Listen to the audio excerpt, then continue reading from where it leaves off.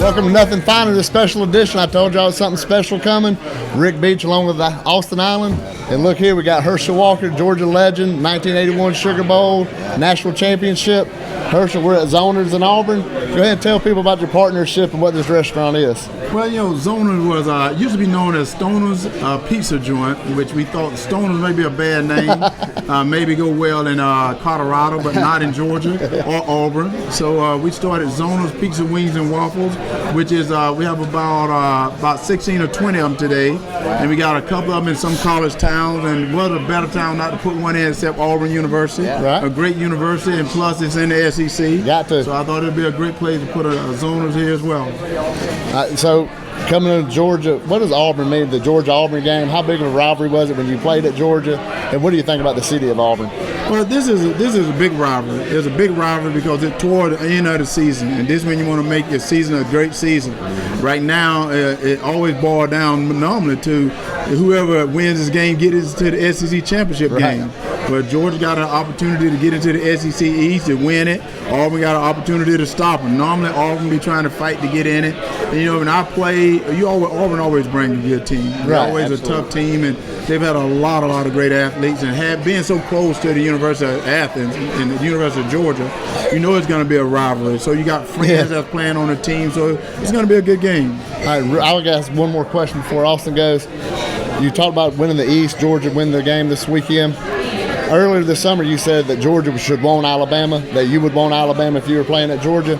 After last weekend with LSU winning, what's that do to the psyche of this Georgia football team, thinking now we won't get Alabama? Could it be a positive, or maybe one of those, well, crap, we wanted them and we didn't get them? What do you think that did with the psyche of of Georgia? Well, I think the psyche may be good of Georgia. The reason why is there's still an opportunity that they can get Alabama. But last year, Georgia played Texas in the bowl game. They ended up losing to Texas, but the word was they felt that they should have been in the playoffs. Right. Well, right now you got to prove you deserve to be in the playoffs. Where it starts this coming Saturday against Auburn. Then it starts the following week against Texas A&M, then Georgia Tech. But then they got the SEC championship game, which is an opportunity. You're going to play, I think, one of the finest teams to play in college football right now is LSU. You beat LSU and you deserve to be in the college championship. But I think the problem we have right now is that when Georgia beat LSU, there may be two teams in the college championship. There's going to be LSU and Georgia. I'm not sure if Alabama will make it. And people ask me why I say that, and I said, well, because they didn't have the schedule. And if Clemson win out, which I assume they're going to win out, I assume Ohio State going to win out. So now if Georgia beat LSU, Georgia is going in. They're the SEC champions, and then how in the world can you deny LSU? Yeah, that's true. And Herschel, I don't know if you had a chance to watch the Alabama-LSU game this weekend, but I just want to know what you think about the evolution of offense in the SEC and kind of how it's changed, and how do you compare that to the brand of football Georgia plays, and how does it really stack up against a team like that? Well, what's so fun? When I played, we threw two passes. We threw it to the referee when the game was started. He threw it to us when the game was over. So it's kind of weird to see him throwing passes right now, but at the same time, you watch the quarterback at Alabama. Tua is absolutely incredible. Absolutely. And now you watch the quarterback at LSU, and he's incredible as well. So those guys got the talent to throw the ball. Everyone now want to see this West Coast, and it's exciting to throw the football. But I will say this. When you want to win championship, you better be able to run the ball. Yeah, absolutely. Because you got to have those big hogs up front that can move someone off the line. Absolutely. It is difficult to sit back in a blocking stance trying to stop a 300-pound defensive end rushing at a quarterback all day long. You want to blow them off the ball. Yeah, absolutely. And that's what I've kind of been saying all season. What do you think about Georgia's ability to play keep away from these elite offenses and the kind of stinginess of the defense? I think I don't know what Kirby's master plan is, but it seems like he's setting these teams up to be able to combat the high-powered offenses in the league. So well, I love it. I love the running backs that Georgia have had to come through. Some incredible running backs. But right now, they got an incredible offensive line. I want that offensive line to come into Auburn healthy. They got to come in healthy. But one thing about it is, you say it's keep away, and as a guy know what it is giving that offensive line confidence. Yeah, exactly. You give them confidence. I remember watching Alabama for years. They play hard the first two quarters, and everybody's real tight. The game is real tight. The third quarter, start taking over because you're tired. You're just worn out, and I think that's what Georgia offensive line has been doing lately. They weigh you down, and in the third quarter they start taking over, and that's what they got to do. You talk about the offensive line and being healthy. We saw a few injuries last game with Cager, the offensive line. Famously, you had the separated shoulder in the Sugar Bowl in '81 against Notre Dame. Notre Dame had the tough defense that nobody could run on. I've heard you mention in the past about the warrior mentality. What can you tell people about that mentality that might motivate them, what it did to you to push you through what you went through that day? Well, I think what I can tell people is, guys, in today's life, and not just in today's life, but in your whole life, my whole life, whatever I want, 1,000 other people want it. And if I'm going to go out and win it, I got to take it. And people got to remember that you can't let injuries stop you. Having a separated shoulder in the Sugar Bowl, I'm like, guys, I came all the way to New Orleans, all the way from Athens, and I'm going to sit on the bench. I'm like, no, that's not going to happen. I wanted to play, and I think that's what guys got to do. I know it's kind of tough. And, from where I'm from Wrightsville, Georgia. Didn't grow up with that much, but I grew up with a great family, great parents, and I knew that they may not want me to do it, but to make it to it, you got to be a warrior. You got to be ready to play. Every time you step out on the football field or any competitive athletic field, you got to be ready to go, because what you want, somebody else wants the same thing. Who do you think's got the biggest warrior mentality on this version of this Georgia team this year?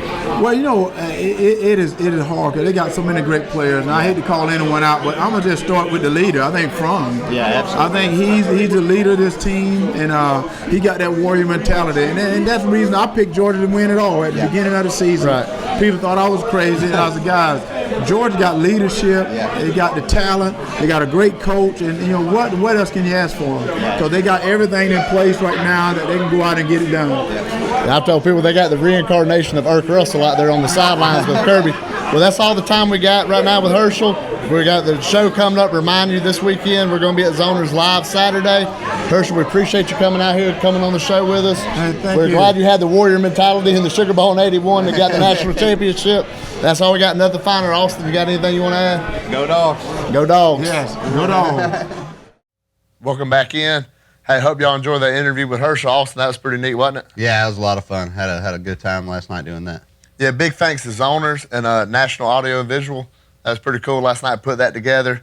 Zoners had real good food last night. Enjoyed the wings. Yeah, I think you had a waffle last night. They got a free waffle. Yeah, they gave me a free waffle with just like Herschel's mom used to make, like we talked about last week. It was very good. Powdered sugar. They got all kind of toppings, blueberries. Yeah, they had all kind of fruit syrup and everything you can think of. Yeah, it's a pretty good place. Remember, Saturday we're going to be doing a live show there. Want to see some people come over there, some Georgia fans fill that place in. I know a lot of Georgia fans crossing over the river to come to the game. Come on over to Zoners. We're going to be there at 12, having some chicken and waffles. They got some great pizza. I went a couple weeks ago. Me and my wife and my daughter had some pizza. It's real good food. So come by, check it out. We're going to be having a good time. 7-6 Apparel, they're sending out some koozies. We're going to be giving away koozies, discount cards, and we also got some Herschel autographs. Herschel said he wanted to have some people come out there, so he gave us some autographs to give out. We're going to have them Saturday. So it's going to be a big time. But as big as the show is, this game coming up Saturday with Auburn, the biggest. It's a rival. It's a big game. It's a rivalry game. There's a whole lot on the line. The East is on the line. With the playoffs, there's so much on the line now. The East has been on the line since probably '02. It seems like every year when we play. And really and truly, this ain't no different. Auburn coming in at number 12. Mm-hmm. They've lost a little bit of momentum, a little bit of favorite, but they're coming off a bye week. Yeah. And, teams coming off a bye week, we don't have to say no more than South Carolina on how good a team can be coming in from a bye. But really, you want to talk strength on strength? Let's talk defense on defense. Georgia coming off its third shutout of the season, third shutout of the season. And you're looking at a Georgia defense, statistically, domination. But all we've heard about all years is Auburn defense. Austin, what do you see the difference in these defenses?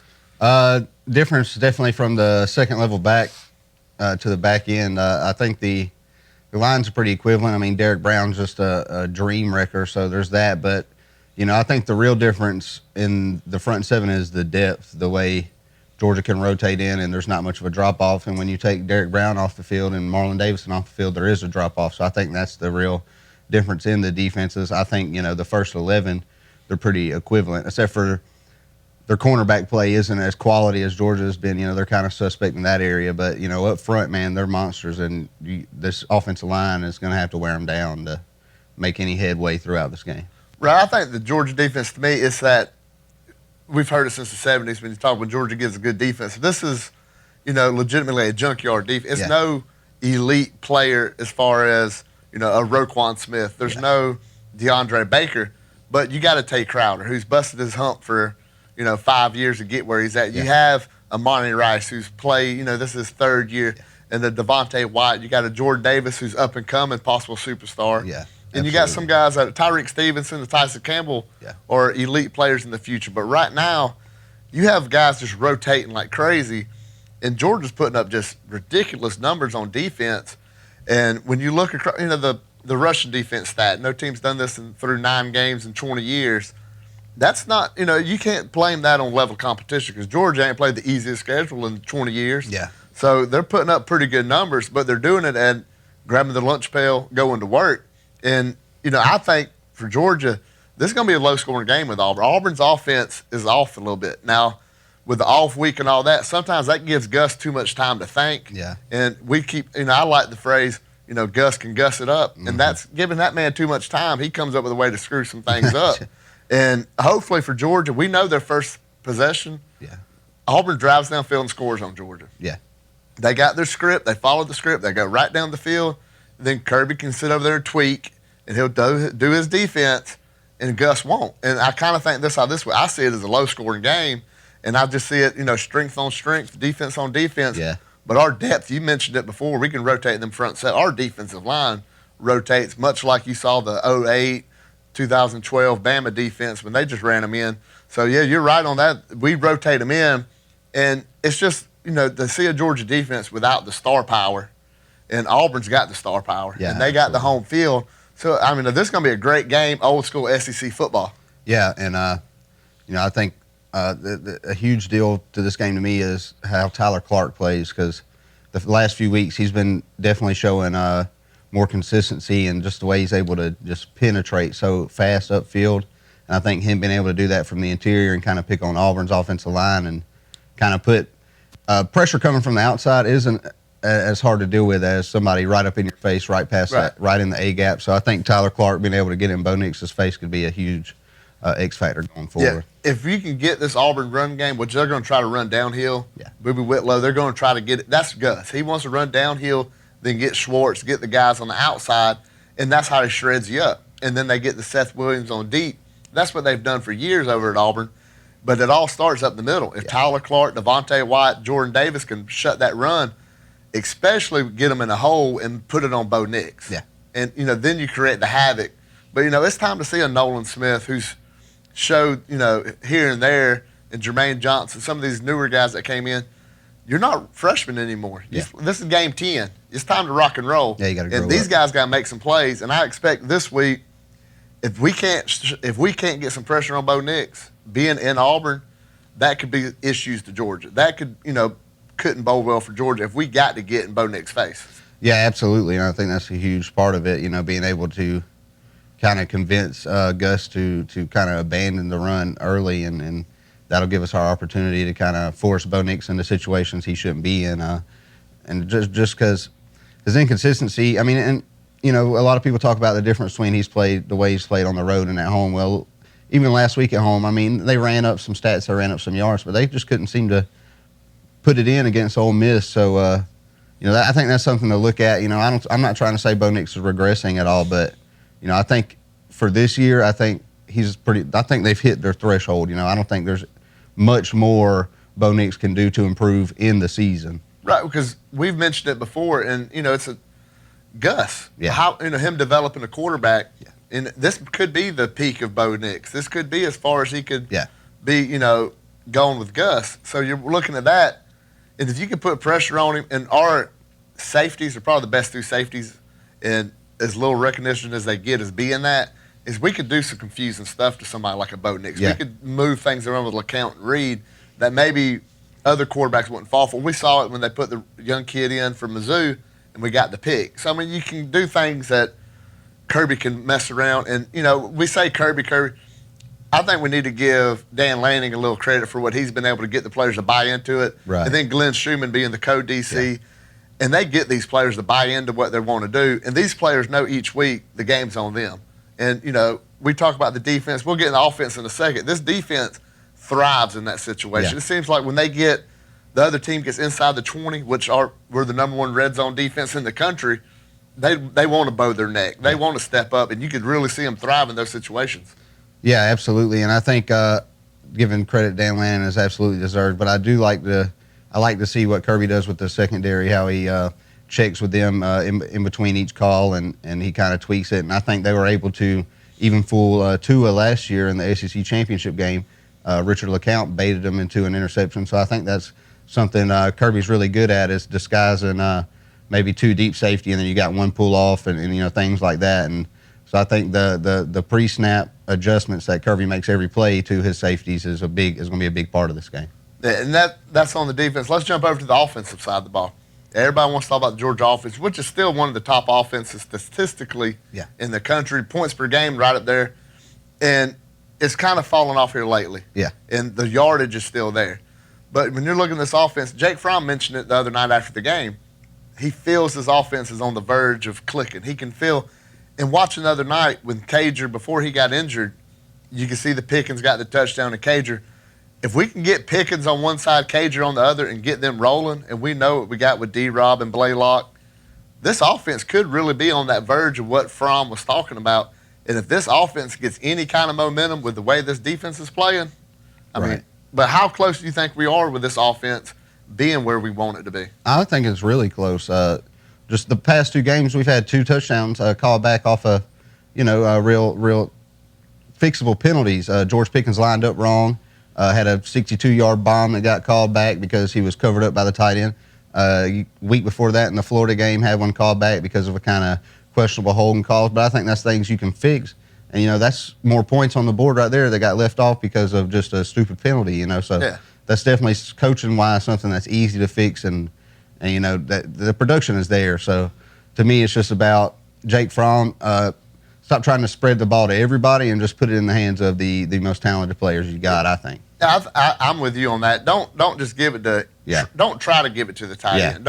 If Tyler Simmons and Matt Landers can't catch, then I mean, we seen Kearis Jackson made a clutch catch in the Missouri game, and he just came back off injury. So I mean, how about the one he didn't catch? He laid out in the end zone for that ball. Yeah. So he wants the ball. Them are the guys. Yeah, Matt Landers was jogging to the end zone over his head. You look at him that way, and I'm not saying don't try the tight end. I'm saying don't force it to a tight end. If Pickens and Cager are your guys, throw it to them. Throw it to them. Yeah. Now, I mentioned this about Pickens. I saw it on Facebook, the article about Pickens coming back. Yeah. Between the whistles, I know Pickens is a playmaker. Absolutely. He's going to ball out between the whistles. I'm worried about this kid after the whistle. We've seen a couple times this year with the throat slash against Kentucky. Yeah. He is, he's a wide receiver. He likes to run his mouth. Right. But this week, I'm concerned that he does something. And Kirby mentioned the other day that Georgia's done a really good job this year not doing anything stupid. Yeah. They don't retaliate. They ain't throwing any punches. So how concerned are you with Pickens? We know he's emotional. He's from Hoover, committed to Auburn.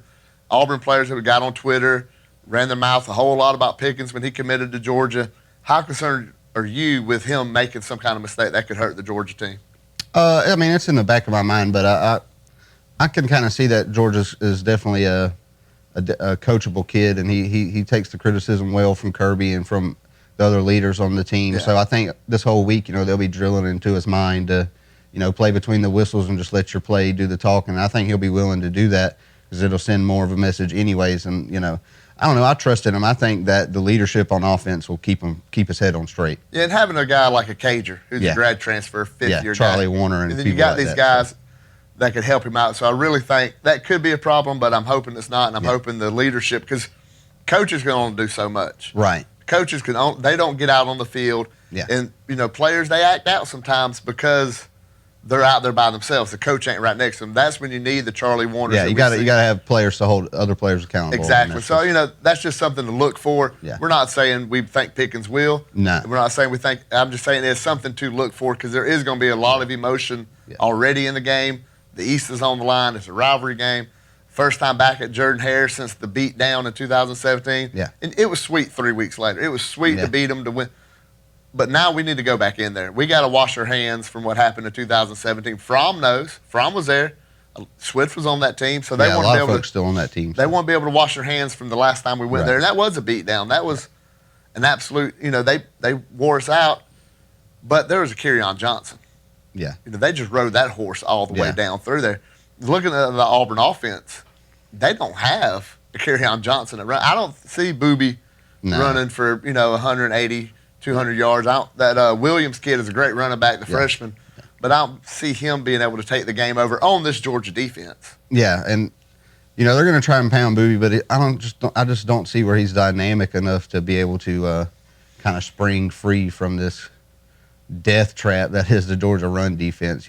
We've talked about it before. It's suffocating. Yeah, it's just smothering all, and they're able to really not even do it with that many extra numbers in the box and play such a balanced defense. It's unlike it. It's different than 2017. It's different than a lot of Georgia defenses I've seen in my life. So the only thing with our, if we want to talk about the Russian defense and the touchdown streak, not being allowed, I think this game puts into jeopardy not as much the power game, but when they got Schwartz and Eli Stove, they like to run them sweeps and stuff. And sometimes all it takes is catching one guy out of position. Yeah. And it's fire up the band for Auburn.